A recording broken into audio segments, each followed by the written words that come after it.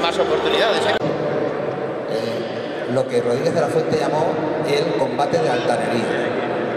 Os voy a poner un poquito en contexto. Lo primero, deciros que lo que estamos escuchando ahora eran las cantigas de Santa María de Alfonso X el Sabio. Y hay 7 cantigas que hablan de cetrería. Hemos escuchado La Garza del Río Henares y El Caballero que perdió el Azor. Son las 2 que hemos escuchado ahora. Es muy interesante saber que la cetrería está impregnada hasta incluso en las cantigas de los milagros de Santa María. Mira, música medieval de mercados medievales. No, esto es una música específica de cetrería creada por Alfonso X el Sabio. Bueno, una vez puestos en este contexto, os explico lo que era el combate de altanería. En 1964, concretamente en mayo de 1964, el Ayuntamiento de Torija le pidió al Servicio Nacional de Pesca Fluvial y Caza que hiciera una exhibición de cetrería.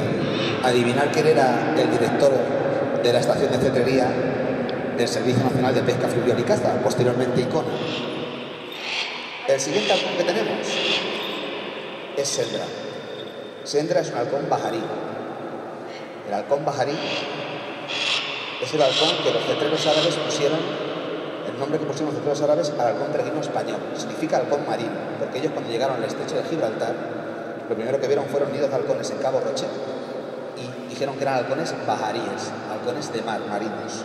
Bueno, pues este es un halcón bajarí. Es una hembra que se llama Sendra, que tiene 5 años y detrás tiene una historia. Es un halcón que estaba destinado a la cría en cautividad. Finalmente no puso huevos y nos la regalaron. Y la hemos reconducido y le hemos dado una segunda vida, en este caso, pues volando para el ejército del aire. Sendra es una hembra de 800 gramos. Fijaros qué diferencia de tamaño tienen ya. Porque quiero que sepáis que los halcones, como las personas, cuanto más al norte viven, más grandes y más blancos son. Eso es una característica natural.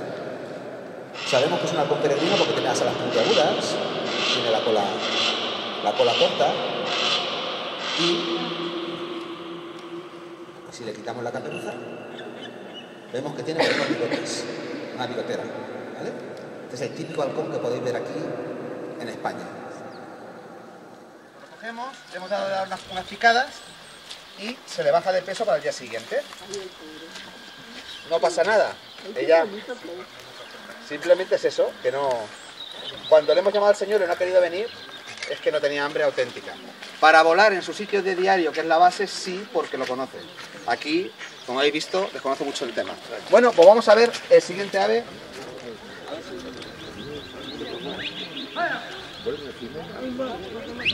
Vuela libre.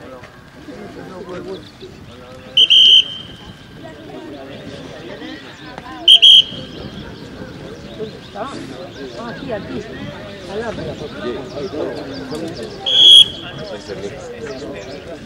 Aquí, aquí está.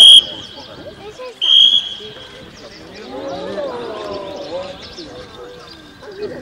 Un aplauso para ella.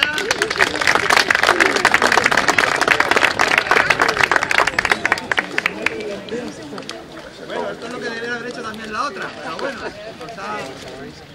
Color fluorescente, para que pueda ver un poco el color y saber dónde está. A veces, cuando la volamos, el señor lo que hay aquí ya se va allá. Y ahí se sienta en el suelo esperando a que yo llegue. Pero ahora queréis ver la caza de conejos. Y eso sí que tenemos un aparato que es otro nivel. Ahora le voy a pedir al amigo Dani que prepare, mientras que yo recojo arena, que prepare el primero de conejo.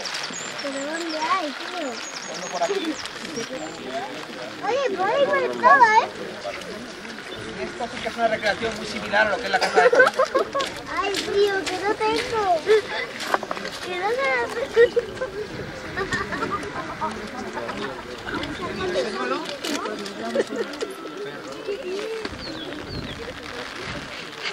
Lo que estuvisteis el año pasado recordaréis que decía, la pobrecita está ciega, ya tenemos solamente para que no se lo quede, ahora estamos consiguiendo que huele algo. Y es caída ahí.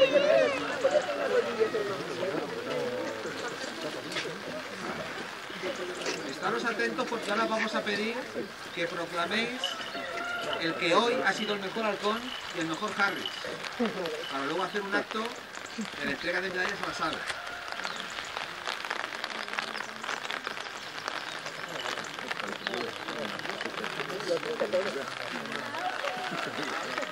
el halcón está comiendo tranquilo en el suelo, porque se siente protegido. A veces los halcones de repente miran al cielo y se quedan fijos mirando al cielo. Si miramos en su dirección, siempre veremos un águila o un buitre. Y es porque te marcan que hay un peligro. Y lo que hacemos los halconeros, evidentemente, es protegerlos. Tenemos a su lado para que no ataquen esas águilas con milagros o con libros.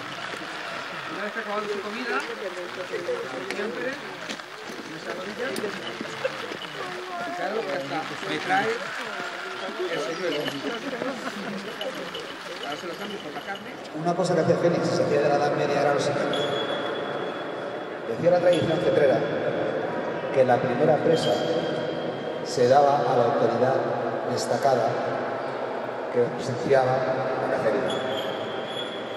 Como evidentemente no vamos a dar a nadie un señuelo, un pollito, Félix sí que daba un faisán, una perdiz, lo que cazaran. Entonces, los archivos españoles de cetrería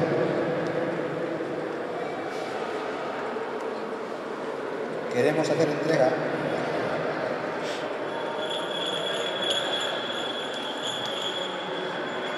a la señora alcaldesa de una perdiz manchega en escabeche, que ya no hay que pelarla, ni hay que hacer escabeche, para que la disfrute.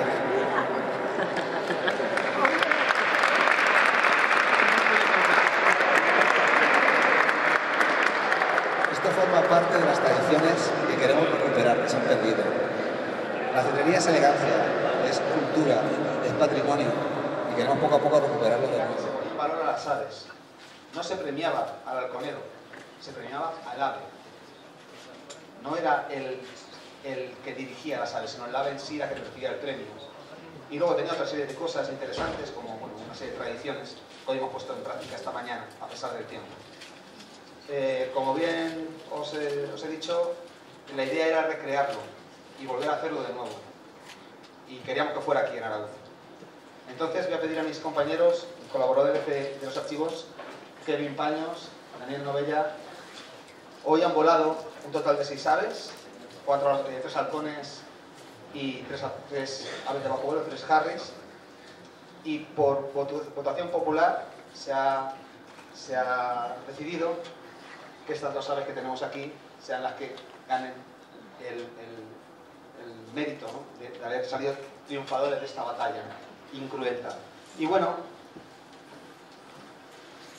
se decidió que como campeona de altanería fuera doña Jimena, hembra del halcón tagarote de 2 años, y le vamos a imponer la medalla como campeona.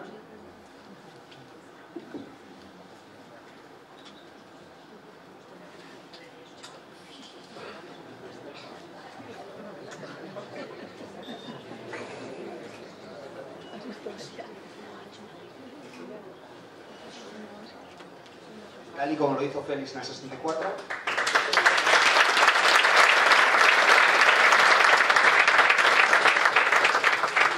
En bajo vuelo ha sido Marinche, hembra de Harris, de 5 años, y le ponemos la medalla como campeona.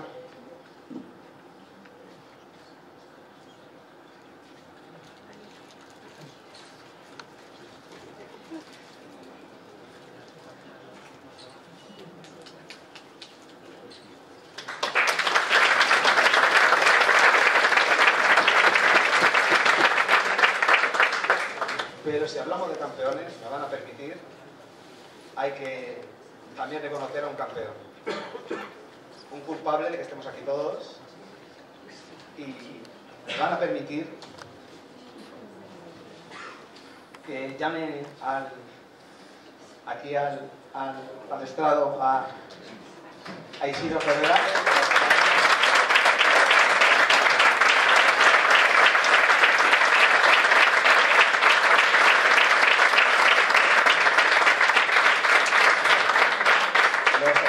De cetrería, en la última junta directiva, decidimos otorgar este reconocimiento a Isidro.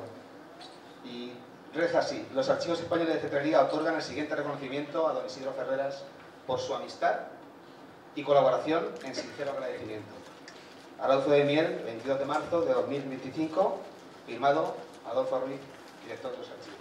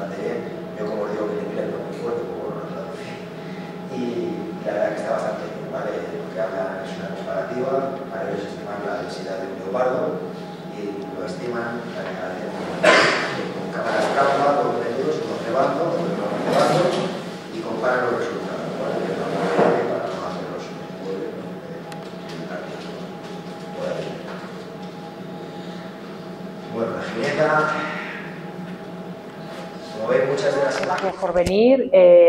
Vamos a dar comienzo a las cuartas jornadas de naturaleza y por el paso que hizo por aquí Félix Rodríguez de la Fuente, y también pues damos la bienvenida al director de la Fundación Miguel Delibes, que tenemos a Fernando Zamácola, que nos viene de Valladolid. Y nada, también pues darles las gracias por toda la exposición que nos han traído y que está abierta al público para que la podamos disfrutar. Y nada, sin más, os voy a pasar con Fernando Zamácola para que él nos explique un poquito por qué está aquí. Muy bien, muchas gracias. Muy bien, pues muy buenas tardes a todos y en primer lugar, muchas gracias por dedicar una parte de su tiempo a este acto de hoy, especialmente cuando el tiempo a lo que invitas a quedarse en casa. Bueno, efectivamente soy Fernando Zamácola, soy el director de la Fundación Miguel Delibes y hoy estoy aquí una vez más en esa apuesta que tenemos en la Fundación de no hacer cosas para el mundo rural, sino hacer cosas en el mundo rural, ¿no? Y en este caso somos invitados, es decir, nosotros nos limitamos en la Fundación a facilitar, a poner nuestros recursos a disposición de aquellas personas o entidades o instituciones que se dirigen a nosotros con alguna propuesta, como puede ser esta en particular. La Fundación Miguel Delibes tiene ya 14 años, es decir, tiene un año menos que el tiempo que hace que falleció Delibes, y tenemos los objetivos que tiene prácticamente cualquier fundación literaria, que es conservar el legado, divulgar la obra de nuestro autor, de Miguel Delibes, y fomentar el estudio y el análisis de su obra. Sin embargo, siempre hemos querido tener algo que nos diferenciara, que es, en nuestro caso, un cuarto objetivo, que es generar reflexiones en la sociedad sobre aquellos temas que preocupaban a Delibes. Y como Delibes era una persona muy preocupona, hemos tenido que seleccionar los temas. Y los hemos seleccionado en torno a 4 grandes líneas. 4 grandes temas que siempre trató en su obra y de los que se ocupó mucho en su vida. La preocupación por el mundo rural, la preocupación por el medio ambiente, siempre compatible con la caza y la pesca, con una práctica responsable de la caza y la pesca, pero preocupación por el medio ambiente, la preocupación por la infancia y la preocupación por la desigualdad de oportunidades. Hoy, en esta exposición, en este evento tan significativo y todos bajo la sombra de Félix Rodríguez de la Fuente, precisamente venimos a hablar sobre todo de 2 de esas líneas de trabajo, la del mundo rural y la de la defensa del medio ambiente. En este año, 2025, se cumplen 3 aniversarios muy importantes para nosotros. Se cumplen 75 años de que se publicó El Camino, que es la tercera novela de Delibes, pero es aquella en la que él sintió que había encontrado su estilo propio, fundamentalmente porque en esa novela los personajes hablan como habla la gente de la calle, la gente de los pueblos, con una sencillez, que es una sencillez ficticia, porque Delibes escribe ese libro en 3 semanas, 21 capítulos, es decir, un capítulo por día, y uno lo lee de corrido y parece que lo ha escrito como ha salido. Y en realidad, luego el manuscrito está lleno de modificaciones y de encajes y de buscar siempre la palabra precisa, ¿no? El segundo aniversario importante para nosotros en este año es el del discurso de ingresos de Delibes en la Real Academia, que es en el 75.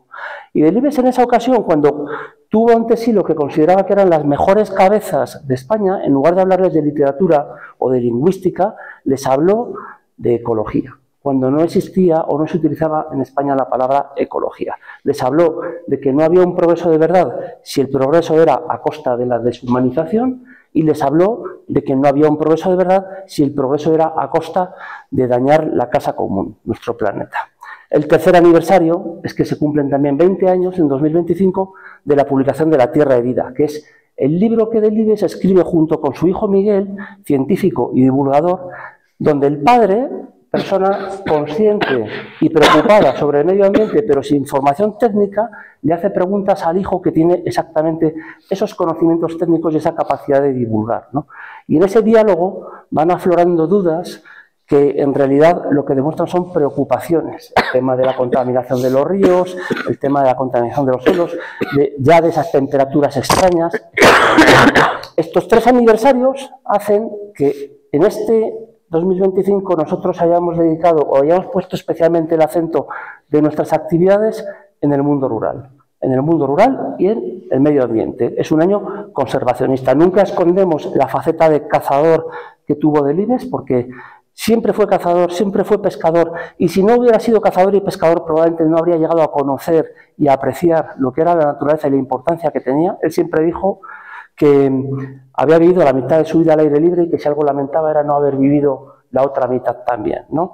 Bueno, pues en este año, precisamente, buena parte de nuestras actividades van a tener ese tinte verde hacia el tema del medio ambiente.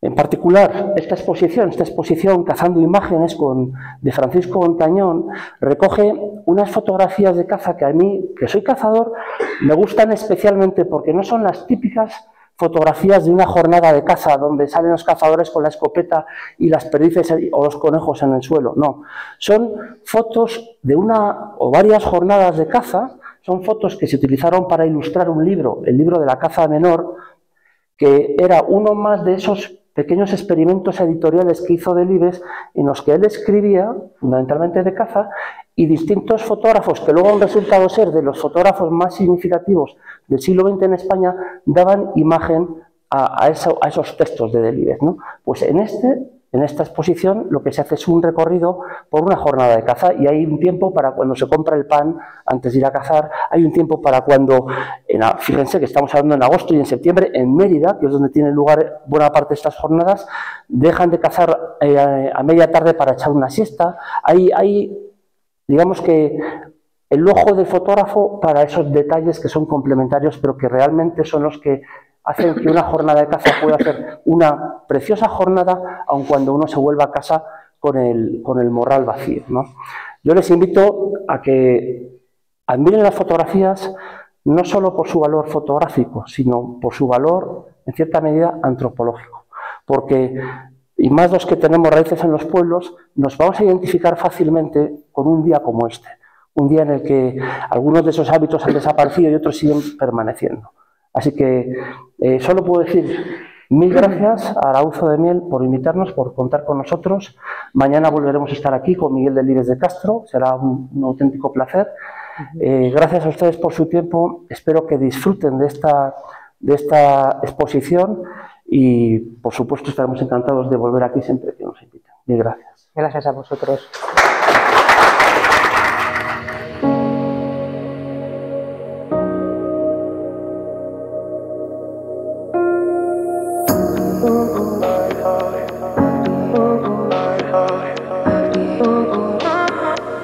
Dentro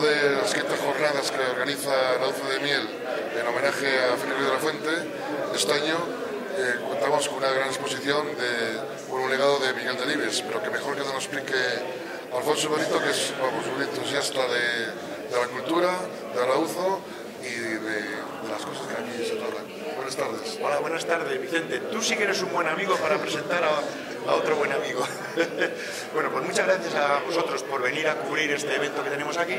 Lo que pretendemos con estas jornadas es concienciar a la gente de la importancia de preservar la naturaleza y usar de la naturaleza, porque nosotros somos un animal más dentro del contexto del paisaje como paisanaje que vivimos en un entorno natural. Vosotros, sobre todo, que vivís aquí a diario. Y de cual Miguel Delibes es un gran exponente. Por supuesto. Y tenemos con Miguel Delibes el ejemplo de quien usó y disfrutó de la naturaleza y conservó la naturaleza.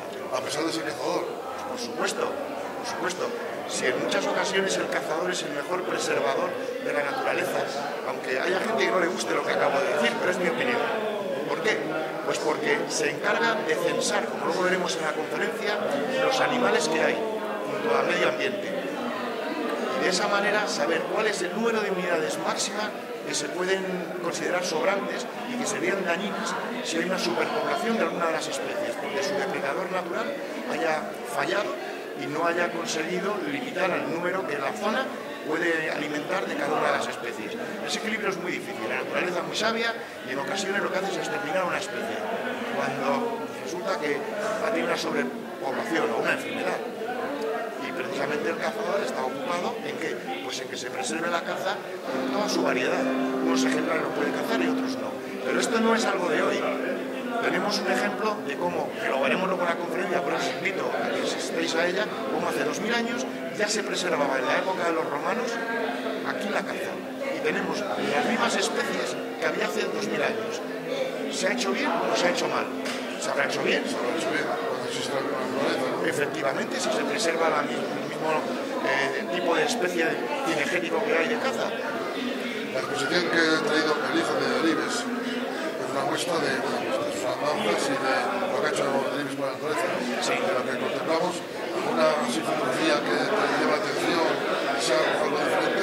Mira, estas fotografías hechas por Francisco Antañón son las que realizó para ilustrar el libro de la caza de Miguel Delibes, de los años 60.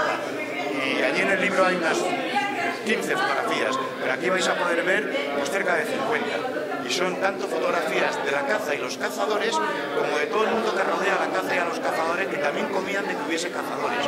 Son todos los guardas, todos los que están cuidando las fincas, todas las personas que se ocupan de que haya abrevaderos en buen estado para que los animales tengan el agua no de forma natural, sino además de forma ayudada por el hombre. Y ese estudio se complementa con otra actividad en esta sala. Sí, tenemos aquí una exposición hecha por un arauceño, por Héctor Hernando, que lo que ha hecho es, como cazador, colgar la escopeta y pasar muchas horas en el campo disparando y cazar con la cámara de fotografías. Esto lo que nos permite ahora a nosotros es disfrutar de imágenes que nunca hemos visto, porque hay que tener el ojo del fotógrafo, el tiempo y la espera, y la capacidad como cazador de saber esperar, de estar al acecho de la imagen. Y bueno, es una delicia, como podréis ver, la cantidad de animales que están fotografiados en su medio natural, y algunos de ellos, como los ciervos, aquí en toda esta zona de Huerta de Rey, Arauzo del Miel, Pinilla, son todos animales que no los he visto. Sí. Aquí no he visto ciervos, es imposible que haya. Bueno, pues aquí hay ciervos fotografiados en el monte. Y son las fotografías, algunas de ellas que podéis ver. Pues muchas gracias, Alfonso. A vosotros. Y esperamos en nuestra conferencia escucharte. Seguro que será muy instructiva. O sea, como nos Vale, muchas gracias. Que lo disfrutéis. En este cuarto año de las jornadas sobre la naturaleza, gracias a la figura de Félix Rodríguez de la Fuente, hemos hecho un diorama que trata el tema de las alimañas y los métodos de caza. Las alimañas eran esos animales que molestaban a las personas que vivían en el campo, digamos en su fase ya casi neolítica, desde el principio les molestaban pues en sus ganados, en sus campos de labranza. Entonces no eran trampas hechas para coger carne, sino eran trampas hechas para matar. Una primera trampa era la trampa de losa, que era una trampa por aplastamiento. Era una trampa basada en un aplastamiento que se conseguía de una manera muy sencilla, con unos palitos.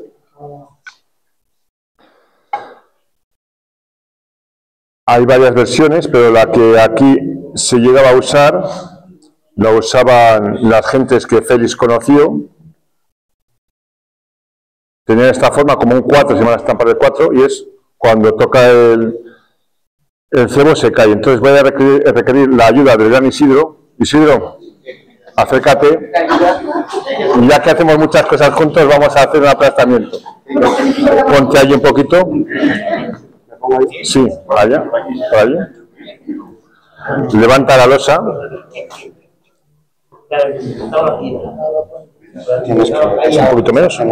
Sí, hay. Un poquito más, sí. Déjale caer.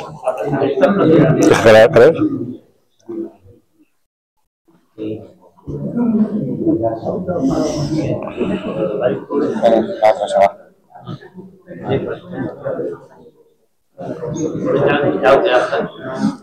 Pensad que esto que está ahí, esto era una cosa que montaba un señor, pero es que montaba muchas. Montaba donde él pensaba que había las alimañas, montaba tantas, ponía un pequeño cepo, pondría un poquito de carne o tal, y a Mose caía y aplastaba. Claro, ese golpe dice, esto te va a matar.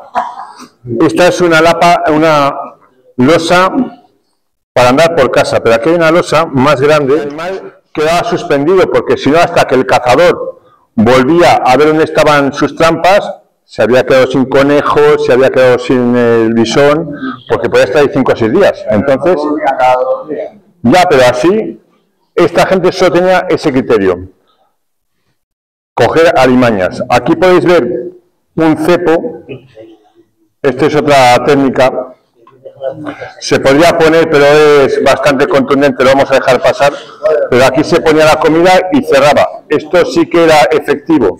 Normalmente estaba cogido con un candado, con una cadena, clavado al suelo para que no se desplazara, que es lo mismo que pasa con este lazo, que está atado al zaino a algún sitio para que no se desplace.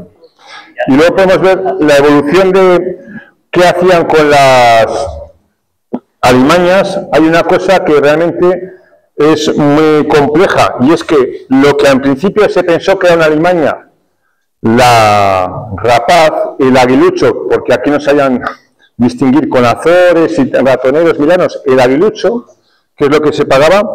Acá se puede ver cómo el propio rapaz se convirtió en una herramienta de caza. Se conecta con todo el arte de la cetrería. Aquí tenemos uno de los guantes que nos ha donado Adolfo Ruiz, un habitual de estas jornadas, y queremos terminar esta reflexión sobre las trampas de caza con una situación real ahora. Ahora ya no se cazan las alimañas, se enfoca este tema de otra manera. Las alimañas se controlan en sí mismas con su cadena trófica y lobos, hay un sistema mucho más conservacionista al respecto, pero nos encontramos alimañas como esto. Aquí podéis ver un nido de avispa, la avispa asiática, esta que está matando en nuestras colmenas. Estas también hay que eliminarlas. Ya no hay tramperos como antaño, vendrán de otra manera. En las poblaciones tan arruinadas como las que tenemos, hay otras trampas que se ponen trampas de feromona para matar las termitas, se ponen sistemas. Venir a esta oferta que os hemos hecho de pasar un espléndido día de invierno bajo cubierto, ¿verdad que se agradece? Si lo hubiésemos hecho en mayo, a lo mejor hubiese sido invierno, estamos en invierno. El invierno no se le come el lobo y el invierno que no tuvimos, pues viene al caso es que le tengamos, que venga frío para curar los jamones y agua para luego poder tener en este agosto tanto los animales que formamos parte como el resto de la naturaleza. Vamos a hablar, yo al menos durante 10 minutos, sobre la historia de la caza aquí en Arauzo de Miel. ¿Cuándo creéis que ha podido ser el primer momento en el que se ha cazado aquí? Venga. Os vais a equivocar en lo que digáis, da igual, decid cualquier cosa. Fernando, tú mismo, en el Paleolítico. He hecho la pregunta a la persona equivocada.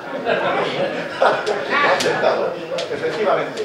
Entonces, la primera caza que aquí se dio fue precisamente en el Paleolítico, una época en la que todos podíamos ser cazados, cazadores y susceptibles de ser devorados por otro animal que iba a disponer de nuestros recursos físicos para poderse alimentar. Entonces, ¿cómo podemos imaginarnos cómo era en el Paleolítico? Pues si vais a Atapuerca o vais al Museo de la Evolución de la Humanidad, podéis ver, o al diorama que tienen aquí en Sala de los Infantes, podéis ver imágenes de un grupo de animales que se unen para ser más listos, más rápidos, más hábiles que la presa a la que van a cazar. Pero ellos mismos podían ser susceptibles de ser cazados. Si nos vamos más lejos, podemos coger esta imagen de la Peña de Cárnamo en Asturias, porque es de aquí, y vemos que hay imágenes de un animal que un grupo de humanos le han cazado. ¿Cómo? Al acecho. ¿Cómo? Siendo más listos, más inteligentes, más hábiles y trabajando en grupo. Esto nunca lo hacía una persona sola. Si nos vamos a otra pintura allá por el Levante, nos vamos muy lejos. Vemos que ocurre exactamente igual. Pero es que si fuésemos a otros lugares, fuera del continente europeo, donde hay imágenes de la época del Paleolítico, esto es letra de Félix. Y hay unas fotografías que están dedicadas a Dulci, en fin, muy entrañable. Bueno, pues mi parte de la charla acaba, ahora va Isidro a explicar el siglo XX y vamos a ver. ¿Quieres la siguiente? Pues tengo que volver a pegarla. Mira esta, tengo esta otra. Darse del problema que les está llegando a hacer perder la vida. ¿Cómo estás? Sí, gracias. Disculpad, es que vais a ver que tiene sentido, ya os digo que se vea mientras que os la comento. Pero bueno, nada, esto se trata, sí, de un breve recorrido por la historia del siglo XX. Sí, es un breve recorrido, de verdad. Venga, entonces, nada, bueno, ya sabéis que esto viene de lejos, como os ha contado Alfonso, viene del Paleolítico, sin duda, y todas esas épocas históricas. Bien, pasamos la ilustración, entonces tenemos, ya sabéis, reales gabinetes de historia natural, posteriormente el Museo de Ciencias Naturales, ¿vale? Se va avanzando con la ciencia y pues llegamos a la época actual, ¿no? Con el Consejo Superior de Investigaciones Científicas, vale, que nos situamos porque yo voy a hablar un poco de la caza en relación a la ciencia en el siglo XX, ¿vale? Y de la evolución y sus aportaciones, visto desde Arauzo en Mier. Entonces, tenemos que ir a Santo Domingo de Silos. Aquí tenemos a Saturio González Salas, que crea el Museo de Historia Natural y lo hace en colaboración con otros museos, como por ejemplo el Museo Nacional de Ciencias Naturales. ¿Vale? Ahí tenéis de Madrid, ahí tenéis una carta dirigida a Ignacio Bolívar, Madrid, 1911, y dice: tengo el gusto de enviarle una caja de animalitos disecados para el museo, algunos de la excursión que me ha enviado mi hermano. Pues creo que le he enviado los demás. Y bueno, le manda un lobo de la Sierra de la Demanda, un gato montés de buen tamaño y algunos ratones de Francia y Suiza. Porque Saturio González Salas trabajaba con los museos europeos, pero con material de aquí, material de la zona, ¿vale? Los cazaba principalmente con su hermano, Norberto González Salas, y aquí tenéis un ejemplo de sus actividades en la sierra, en diferentes lugares, pero principalmente en la Sierra de Guadarrama, donde fueron becados por el CSIC para realizar una estancia de 3 meses y con ello contribuir a un objetivo que tenía el Museo de Ciencias Naturales, que era alimentar las colecciones científicas y desarrollar publicaciones de calidad. Entonces, para ello necesitaban trabajo de campo, y aquí estáis viendo pues cómo os van, capturan ejemplares de Vulpes silacea, el zorro, el silacea es este, sí, además. Y luego también Saturio González Salas y bueno, otros ratones, tal, bueno, pues para esas colecciones. Aquí estamos viendo el museo del Museo de Historia Natural de Silos, donde llegó José Antonio Valverde Gómez con 25 añitos, un autodidacta que daba de comer a sus 7 hermanos disecando animales, taxidermista, y que vino a Silos porque bueno, él tenía unas lecturas que conducían hasta allí. O sea, a él le gustaban los libros de animales, ¿vale? Y todo conducía a Silos, así que se fue a conocer al padre Saturio González Salas. Aquí le tenéis a Valverde con los monjes de Silos. Estuvo durante 3 estancias por aquí y bueno, salían por las mañanas y por las tardes a coger bichos al monte, básicamente, ¿vale? Y bueno, pues él aquí, José Antonio Valverde, empezó a elucubrar sus teorías sobre las comunidades de vertebrados. Y bueno, este chico terminó fundando el Parque Nacional de Doñana, ¿no? La Estación Biológica de Doñana. Pero bueno, aquí tenía 20 años, todavía era un poco pronto, 25 tenía aquí. Bien, pues nada, era muy amigo de Félix. Aquí veis que se van de excursión a Novelda, lo veis ahí abajo. Se van a Novelda, en tren, ¿vale? Aspe, Alicante, con Felixón, en septiembre del 54. Eran muy colegas, porque como bien os ha contado antes Alfonso, pues Félix le pidió a Valverde que le dejase sus manuales de cetrería para ver si la recuperaba, la cetrería. Y entonces, pues, bueno, por eso se hicieron amigos y se iban de excursión juntos. En esa excursión llegan a Novelda, tenían unos amigos allí, Manuel Navarro, y veis ahí en la esquina inferior izquierda que pone, seguro que lo leéis todos, es lo único que se entiende, ¿verdad? Azor. Estaban locos por tener un Azor. La fecha es el 27 de noviembre del 54. En este viaje en tren yo estoy seguro de que Tono le dijo a Félix, en Arauce de Miel, bueno, vete a Silos que allí te conducirán, ¿eh? Y así es como terminó llegando al padre Saturio González Salas, y desde ahí a Arauce de Miel, donde conoce a Eustacio Hernando y le lleva a por ese Azor que estaba en un pino. Y veis cómo dice abajo abajo que dice cogió un macho adulto, porque era en este momento otro cazador más. O sea, desnidó a botafuego pues eso, como un animalero más, como lo hizo Ramón Hernando, que nos lo ha contado, ¿vale? Bueno, y como lo hacían siempre, como lo hacíais siempre aquí, ¿verdad?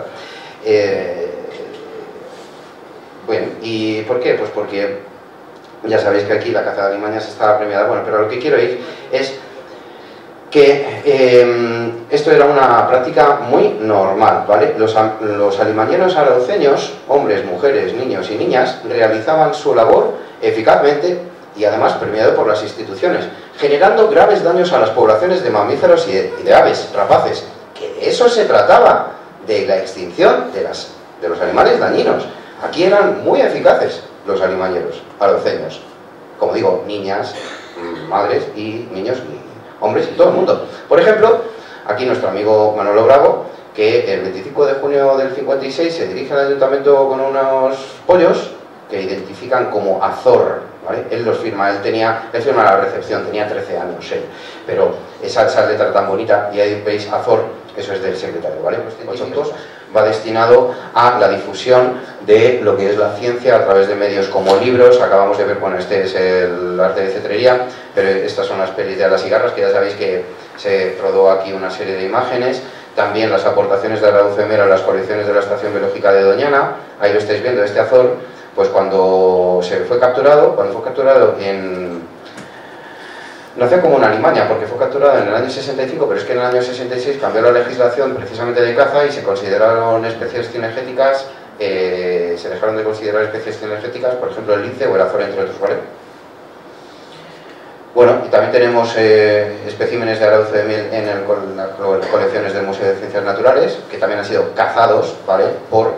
Bueno, en este caso no lo sabemos quién ha cazado a este turón, pero bueno, imaginamos que la mano de alguno de nuestros amigos, o bien Félix o bien Suso, está por ahí. Así que nada más, esto es lo que quería contaros. Muchas gracias. Bueno, Antonio, creo que le conocéis la mayoría de los que estáis aquí. Es el agente medioambiental desde hace años, vamos a decir años, aquí en Arauce de Miel. Entonces conoce perfectamente cuál es la reglamentación y de qué forma se están gestionando en este momento todos los temas referentes. Pues no soy capaz de sacar la transparencia. Bueno, la primera de las preguntas. Gestión de la diversidad, que es lo que venimos aquí a plantear, de la vida salvaje y la caza de forma sostenible. Queremos seguir teniendo animales salvajes tal y como nuestros antepasados, muy de atrás, como hemos visto, han podido disfrutar de esta naturaleza. Entonces, hoy, uno de los elementos que se tiene para la gestión de la caza es el que esté reglamentado a través de cotos. Y esto es una cuestión que es desde los años 1980 más o menos, y vamos...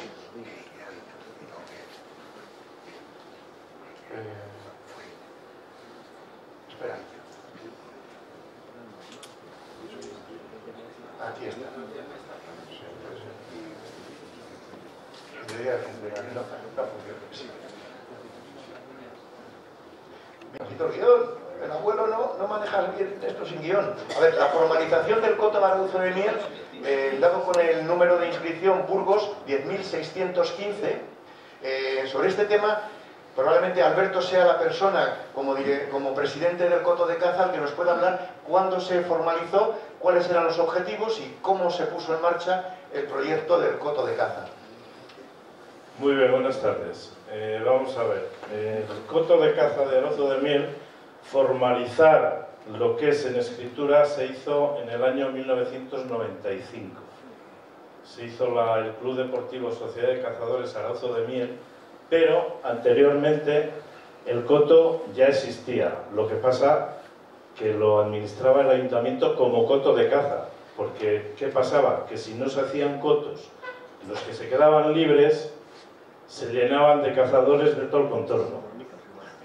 Entonces, pero formalizado en sociedad, con estatutos y todo, está en escritura, que lo tengo aquí, desde el año 1995, que se hizo la formalización en sociedad, Club Deportivo, se hizo siendo presidente Felipe Benito, que ha fallecido ya, y yo creo que el primer presidente anterior, sin ser sociedad, fue Valerio Hernando. Luego hubo otros presidentes hasta que llegó Felipe. Después de Felipe estuvo Juan Jesús un año o dos, Juan Jesús Maté, volvió Felipe también, y luego ya los últimos 8 años soy yo el presidente de la Sociedad de Cazadores Pinarejos, ¿vale?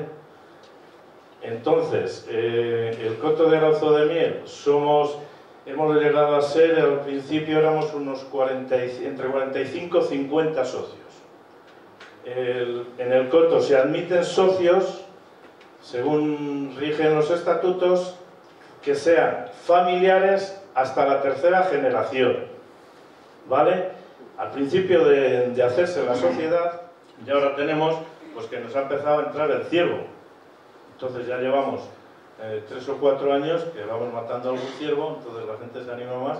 Entonces lo de la caza del jabalí, también el jabalí ha proliferado bastante y se está matando mucho, cuidándolo también, porque al final, cuando se dan las monterías, como en todos los cotos, o en el 99% de los cotos, donde se hacen monterías, todo el mundo ceba, o sea, les alimenta para poderles tener, que yo para mí, como cazador, fíjate, yo dejaría eso libre, que no pudiera cebar nadie, que los animales campen por el monte como han campado toda la vida, que vayan a sus querencias, que vayan todos los animales tienen sus querencias, lo mismo para parir, que para estar, lo mismo en verano que en invierno, cambian los sitios, los animales salvajes barruntan el tiempo antes que nosotros, son muy buenos meteorólogos. Entonces, yo eso de cebar lo prohibiría, y que cada uno, oye, aquí hoy hemos visto lo que están los jabalíes en tal sitio, pero vamos a pedir esa mancha. Y no que, claro, si tú tienes un coto y el de al lado te está cebando, el otro también, tú no cebas, sabes que vas a ir a dar la montería y vas a ir a pasar el día, que tampoco está mal, porque el cazar no es solo el ir a matar una pieza, el cazar se pasa muy bien en el monte, ¿sabes? Y puedes estar haciendo una foto o ves una cosa nueva en el monte o en el campo. O sea, en la caza el monte se aprenden muchas cosas al que le guste el monte, al que no le guste pues nada, es igual que al que le gusta la playa del monte. Pero a lo que me refiero yo, y eso es una cosa que yo en la federación ya lo he comentado muchas veces, que yo es una cosa, así como se meten con estas cosas, por ejemplo, de los recintos digitales y eso, pues lo del tema de los cebos es una cosa que estamos engañando a los animales, al final. Y no es más que cebarles, porque se les echa cebo natural. Además, en los planes cinegéticos, que luego vamos a hablar, en el plan cinegético te lo pone que puedes cebar siempre y cuando lo hagas con alimentos naturales y que se siembren en la zona. O sea, tú no puedes decir, pues yo qué sé, que no se siembra aquí. alcachofas, voy a poner, que aquí no se siembran.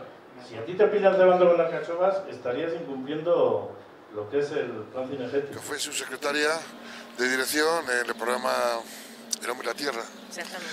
Y desde muy jovencita, por lo que he oído, ¿no? Buenos días, lo primero. Buenos días. Pues sí, jovencita, 20 años. Desde los 20 años ya, ¿cómo te entró esa pasión por la naturaleza o no empezó?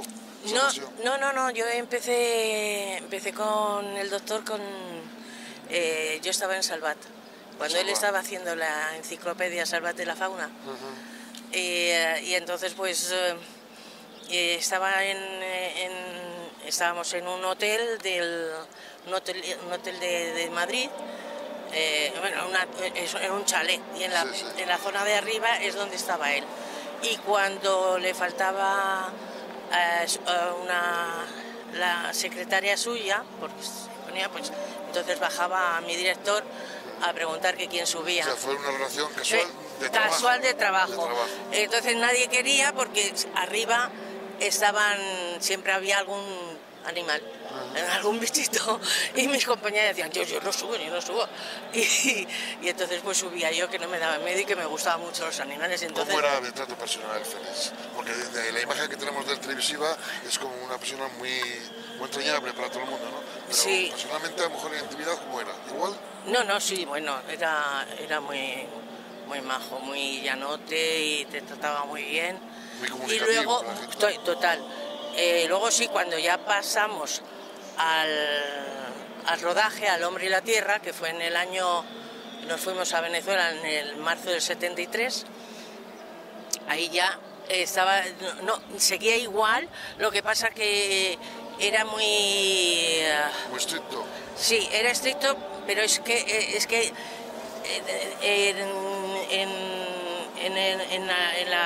en el rodaje tenías que ser, no podías estar así como él siempre decía, acordaros que los animales no son actrices, porque no se quedan quietos. Exacto, y ni se puede repetir.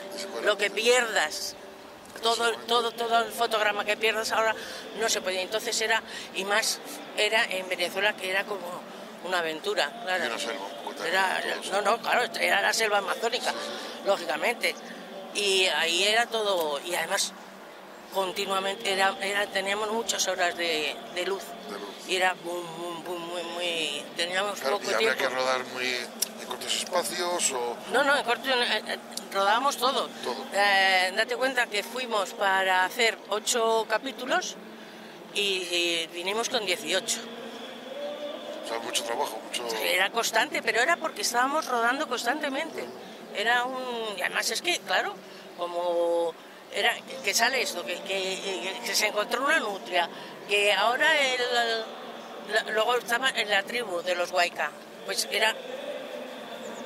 Y entonces, lógicamente era porque si tú no eres una persona que seas un poco, no sé, que estés a hacer lo que él te pide y No, claro, es que nosotros íbamos que no sabíamos que, porque era raro ir a encontrarte con unos sitios que prácticamente no conocían al hombre blanco.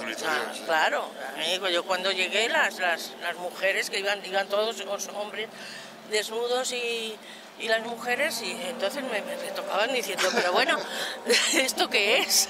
Para ti sería una impresión muy grande, ¿no? Claro. ¿Hasta cuándo fue tu relación con Félix? Hasta su muerte. Hasta su muerte. ¿Tienes un recuerdo muy entrañable de él? Mucho. Félix y mis 2 compañeros. Ya, me imagino. La emoción te viene y... vamos a cambiar un poquito de tema. Sí. ¿Qué te parece estas jornadas que hacen en Arauzo en homenaje a...? Ay, me encanta porque además Félix desde bien joven ya vino a Arauzo, y de hecho era donde tenía contacto con los agentes forestales para que tuvieran localizados a los Azores, a los nidos de Azores. Y entonces estuvo viniendo aquí, incluso rodó la película Las cigarras y estuvo aquí. Y también después de grabar, de rodar a las cigarras, estuvo aquí con su familia, con las niñas. O sea que siempre ha tenido Arauzo en mucha relación y en su mente. Los vecinos del pueblo le tienen como muy buen recuerdo y sí, le tienen muy... sí, muy buen recuerdo. Muy igual que él. Pues muchas gracias y nada, que sea un homenaje bonito y que no sepan estas cosas a favor de Pues Félix, sí, ¿no? pues sí, a favor y de continuar, sobre todo Respeto continuar su legado que es importantísimo y que, por ejemplo, ahora con el lobo estamos un poco destrozados. Sí, porque además han aprobado que se pueda cazar en el norte de Madrid. Exacto, exacto. Félix se lamentaría de... Madre. Bueno, a Félix no lo hubiera consentido. Si hubiera Félix, esto por supuesto no hubiera pasado. Tendría que salir otro Félix, no como él, porque era único, pero más Félix tendría que haber.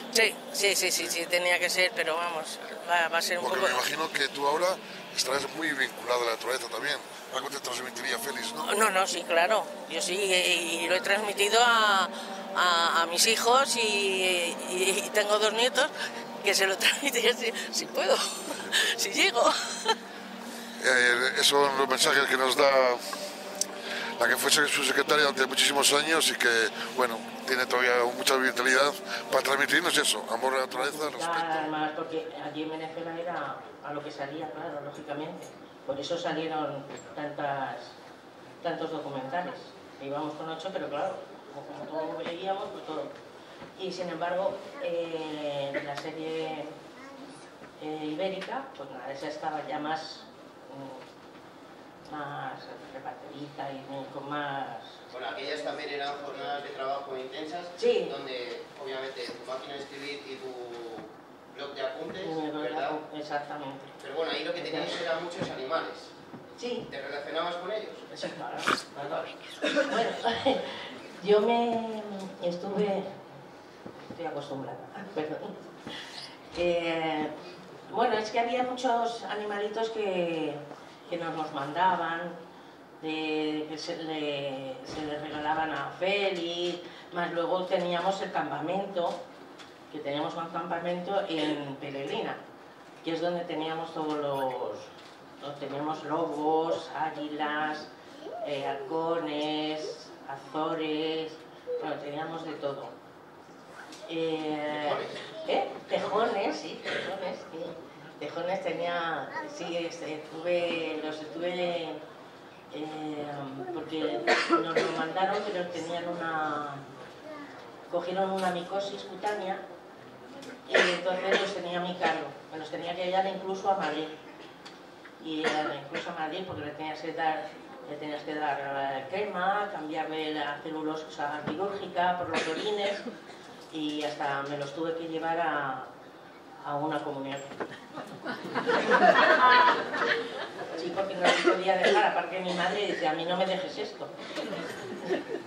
No me dejes esto porque no sé qué hacer con ellos. También tuve un ocelote que también se lo dio un piloto. Nos lo dio un piloto y como el piloto en la familia solamente le daba al pobre pilote, le daba de comer sopitas y tal, pues estaba malito.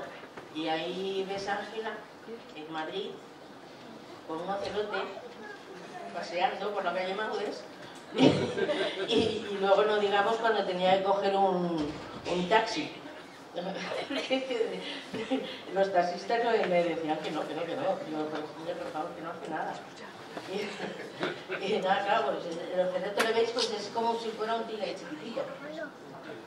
Y entonces se impresionaba, pero nada, solamente cuando tenía ganas de jugar en casa, pues se escondía y saltaba detrás de ti. Se enganchaba en la espalda. Pero vamos, por lo demás, bien. Bueno, en aquellas jornadas erais un equipo de trabajo extenso, había muchas personas, incluso que fueron rotando. Vemos aquí está Miguel. Está aquí Miguel, el cámara. Miguel Molina, el del gorrito.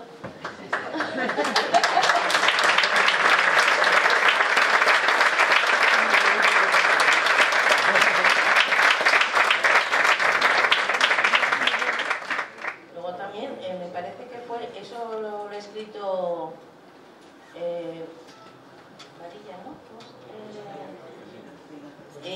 Sí, eso, que como venía casi todos los años por aquí por Araújo para ver si habían localizado los Azores, los nidos de Azores, y entonces hubo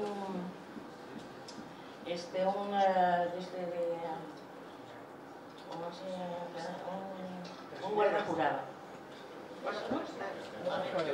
Yo creo que te estás refiriendo al episodio que efectivamente cuenta Benigno Varillas, y que yo le pregunté a Benigno, pero ¿por qué has escrito esto en la biografía?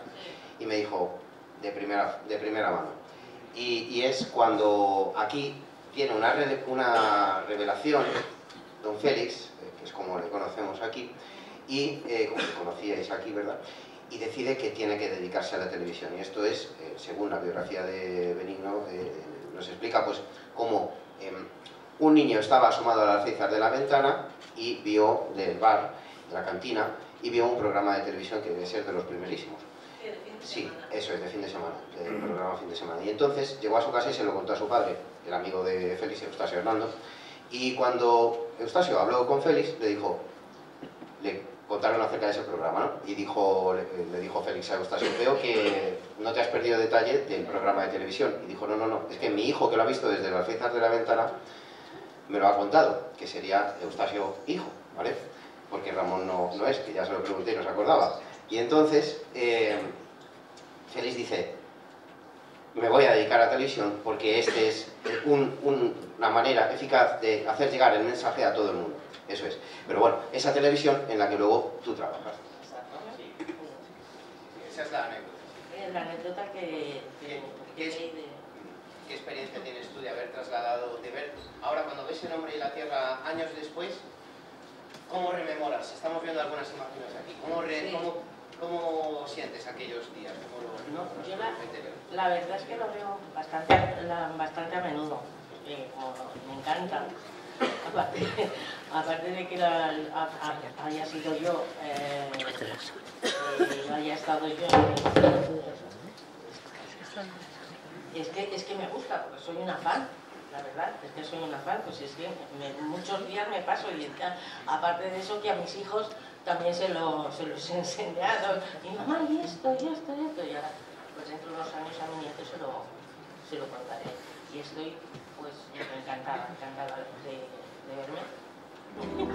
Bueno, pues nada, tenemos con nosotros a Miguel de Linares de Castro, que es de verdad un privilegio tener a una figura con este bagaje, con tantos años de experiencia, con tantos años de trabajo, estaba empezando la carrera y que te admira muchísimo, que no se pierde un fin de semana, de los que presentas de cetrería, de cosas de esas, ¿no?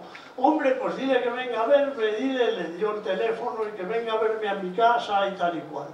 Entonces yo llamé por teléfono tímidamente, le dije que me gustaría ir mucho a verlo y que si no le importaba que fuera con un amigo, que era otro compañero del colegio mayor, que también admiraba muchísimo a Félix, los también enamorados de Félix, ¿no? Nada, venid a mi casa esta tarde y tal y cual.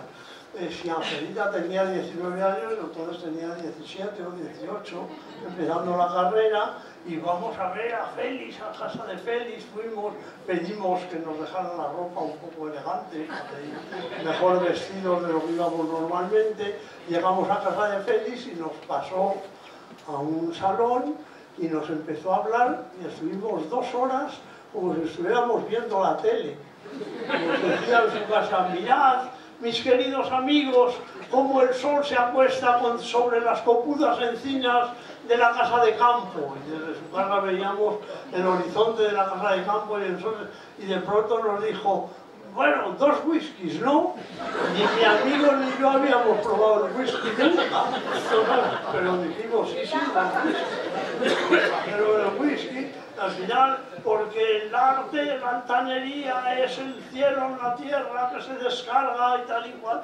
Y cuando salimos de allí, me dijo mi amigo, ¿tú te haces idea qué cruz tiene que ser convivir con este hombre? Que habla todo el tiempo como en la tele.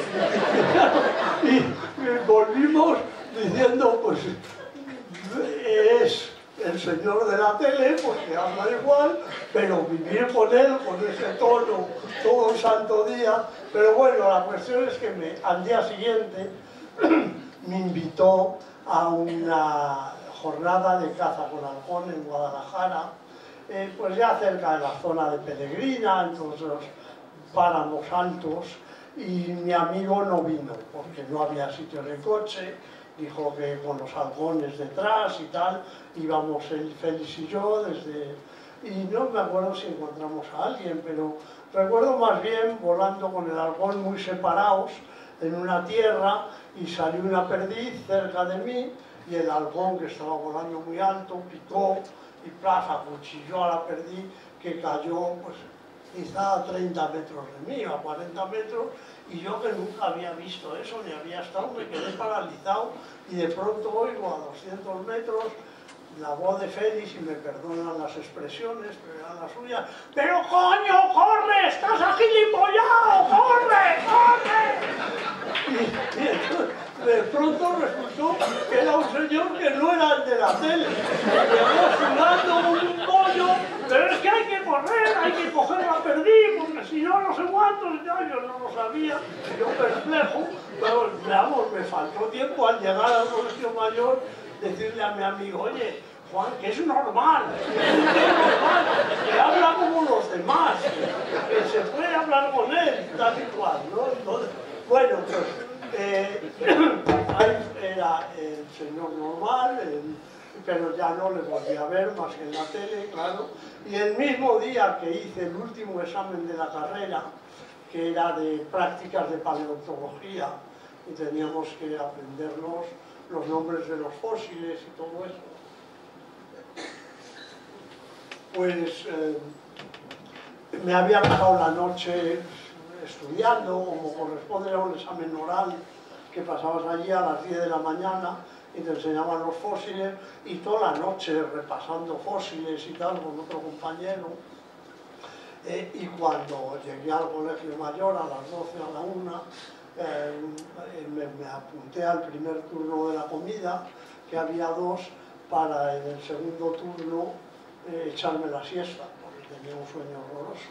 Y estaba en el comedor y me llamaron por teléfono, y te salías del comedor y entrabas, como eran entonces los teléfonos, en un cuartito con una cortina, que era como una centralita del colegio mayor, que pasaba la llamada, y una chica me dijo muy amable: mire, soy la secretaria del doctor Don Rodríguez de la Fuente, y quiere que venga usted esta tarde a su casa para ofrecerle un trabajo.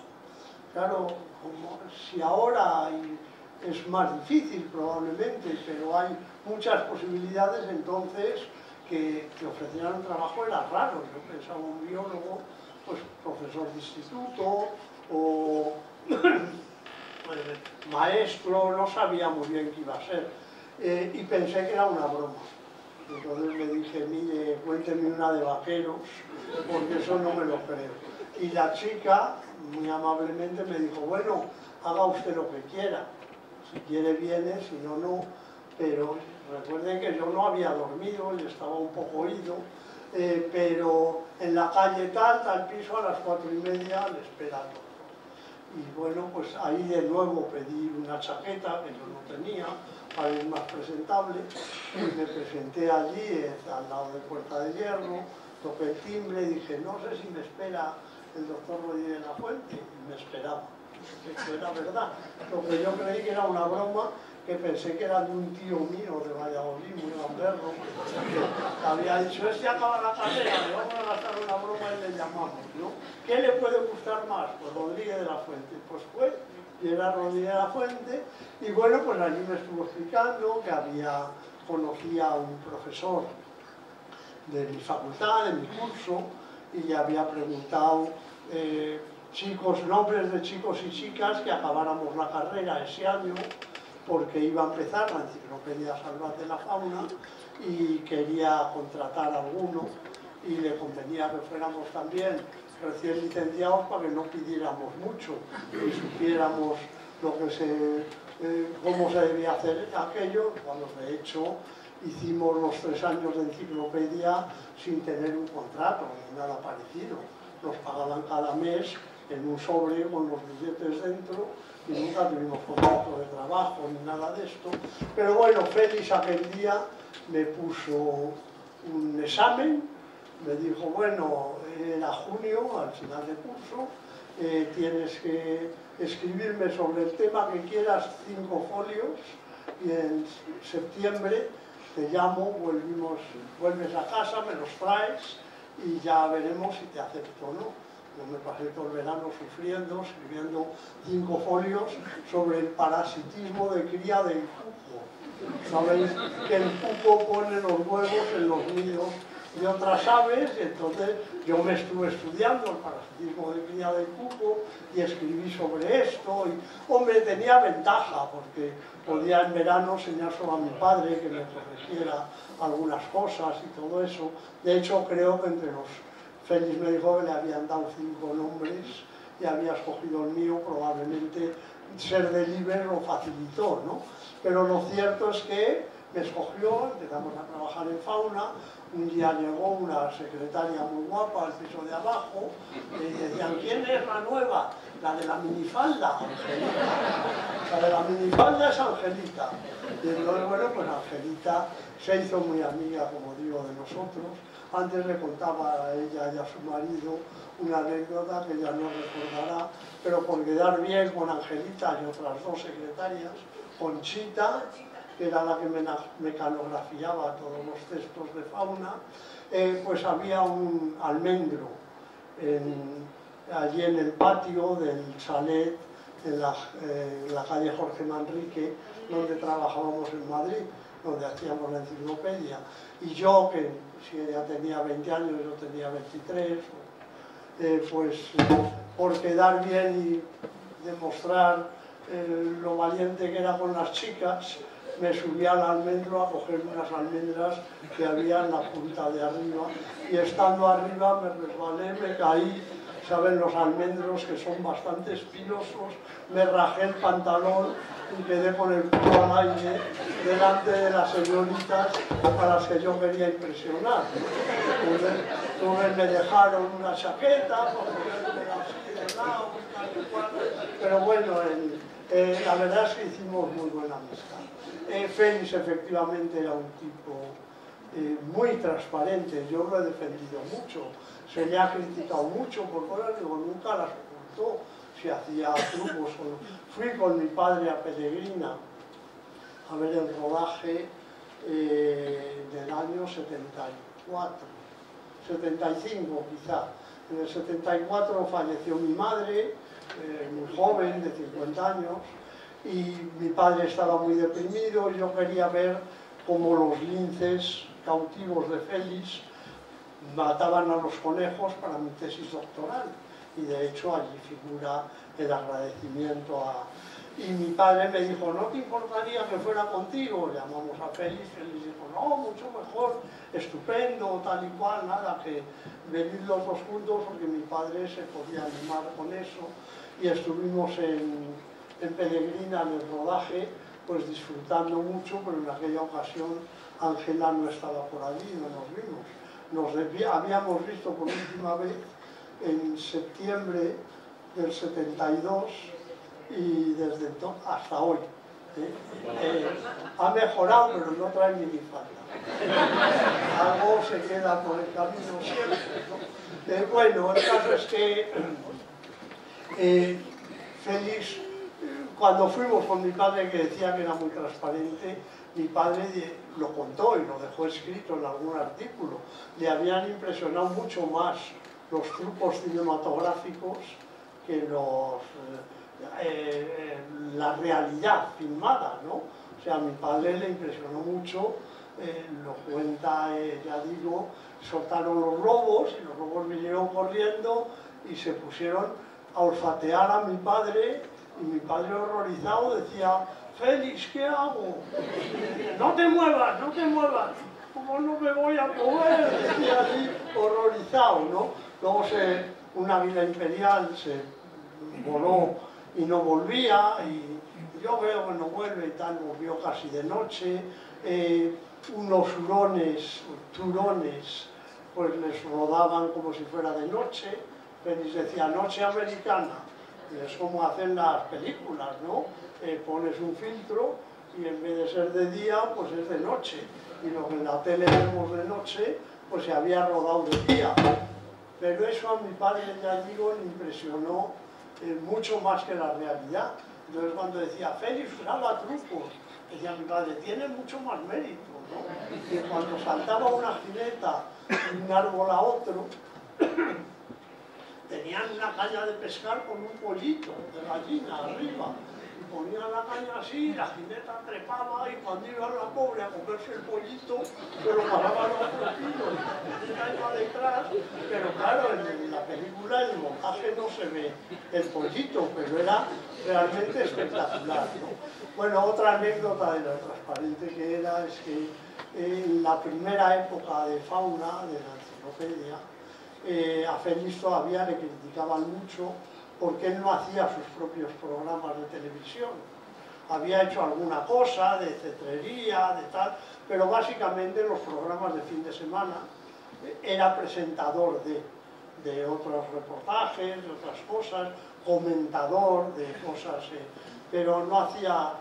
Entonces yo vi un libro en una librería, vi un libro de Madrid, en una librería madrileña, de un alemán, que no me acuerdo cómo se llamaba, pero era de divulgación de la naturaleza. Y en la entrada del libro decía, he ordeñado muchas vacas, pero el queso que he hecho es mío. Es decir, el autor había recogido información de muchos sitios, pero el queso que había salido de allí, que era el libro, era suyo, ¿no? Entonces pensé, este lema a Félix le va a encantar, porque es justo lo que le va a dar, y le regalé el libro. Bueno, le regalé el libro, efectivamente le encantó y todo eso, pero como era una esponja que todo lo que oía lo aprendía y lo retenía, y luego realmente no sabía de dónde había salido, 3 meses después, hablando de algo, porque desde joven, Miguelito, que ella era Angelita y yo Miguelito, desde joven Miguelito yo he tenido un lema, he ordeñado muchas vacas, pero eso que he hecho es mío. Y yo digo, pero Félix, si eso es de un libro que te he regalado yo, si eso lo dijo un alemán. No me digas. Oye, pues siempre pensé que se me había ocurrido. No tenía ni idea que me lo hubieras dado tú, pero ahora que lo dices, pues será verdad. Pero es que era así. Tú le contabas cualquier cosa y él la interiorizaba, la mezclaba en su mundo, que Ángel ha dicho algo de eso, ¿no? Se le iba ocurriendo otra cosa y la colocaba en su cabeza naturalista y le servía para cosas y luego ya se olvidaba de la procedencia, de dónde ha salido eso. Tenías que decirle, oye, que eso te lo he dicho yo, que no te lo has inventado tú, ¿no? Y bueno, la otra cosa ya que les quería contar, que se me ha ocurrido todo oyendo a Angelita charlar antes, de cultivos sin naturaleza cerca, el rendimiento de los cultivos cae. Yo no sé si aquí alguno de ustedes lo ha visto alguna vez, pero en campos que están rodeados de campos grandes, rodeados de monte, de pinos por ejemplo, el rendimiento es más alto. Eso se ha visto en muchos sitios, cerca de los bordes que en el centro del campo. Y es más alto cerca de los bordes porque ahí llegan insectos y también nutrientes de los bordes que alimentan a las plantas y que polinizan a las plantas, sobre todo a los frutales, ¿no? En cambio, en el centro de un campo muy extenso de manzanos es más difícil que lleguen insectos de fuera y como los insectos no se pueden alimentar todo el año de flores de manzano, pues están por otro lado, viven en muchas plantas distintas, ¿no? Bueno, ya acabo, que es la última. En definitiva, les digo ahí, defendiendo la biodiversidad es creando espacios naturales protegidos.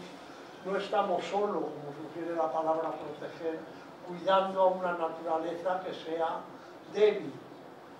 Eso me parece importante que lo sepan. No es, vamos a conservar la naturaleza pobrecita. La queremos conservar porque los débiles somos nosotros. La necesitamos. La naturaleza es la fuente. La naturaleza va a seguir existiendo de una manera u otra, aunque nosotros nos acabemos. En cambio, nosotros, si se acaba la naturaleza, como les dije en la frase de Félix al empezar, no. Y por supuesto, también añado ahí, lo hacemos por el derecho de las generaciones venideras, que ha comentado Ángela también, de ocupar una tierra habitable. Y como les subrayo ahí en cursiva, Félix Rodríguez de la Fuente y Suso Garzón lo sabían, y hace de esto muchos años. Muchas gracias.